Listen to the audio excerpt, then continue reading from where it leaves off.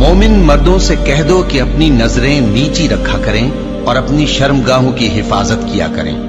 یہ ان کے لیے بڑی پاکیزگی کی بات ہے، اور جو کام یہ کرتے ہیں اللہ ان سے خبردار ہے۔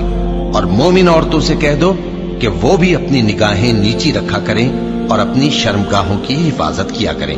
اور اپنی آرائش یعنی زیور کے مقامات کو ظاہر نہ ہونے دیا کریں مگر جو اس میں سے کھلا رہتا ہو، اور اپنے سینوں پر اوڑھنیاں اوڑھے رہا کریں، اور اپنے خاوند اور باپ اور خسر اور بیٹوں اور خاوند کے بیٹوں اور بھائیوں اور بھتیجوں اور بھانجوں اور اپنی جیسی مومن عورتوں اور لونڈی غلاموں کے سوا نیز ان خدام کے جو عورتوں کی خواہش نہ رکھیں، یا ایسے لڑکوں کے جو عورتوں کے پردے کی چیزوں سے واقف نہ ہوں۔ غرض ان لوگوں کے سوا کسی پر اپنی زینت اور سنگھار کے مقامات کو ظاہر نہ ہونے دیں،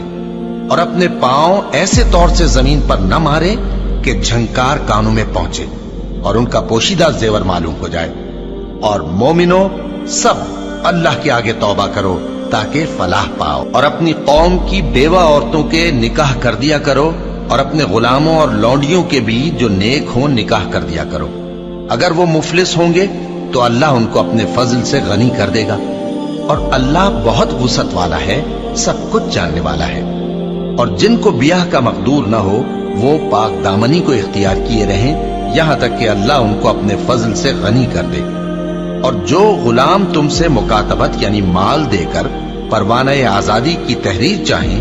اگر تم ان میں صلاحیت اور نیکی پاؤ تو ان سے مکاتبت کر لو، اور اللہ نے جو مال تم کو بخشا ہے اس میں سے ان کو بھی دو۔ اور اپنی باندیوں کو اگر وہ پاک دامن رہنا چاہیں تو دنیاوی زندگی کے فوائد حاصل کرنے کے لیے بدکاری پر مجبور نہ کرنا، اور جو ان کو مجبور کرے گا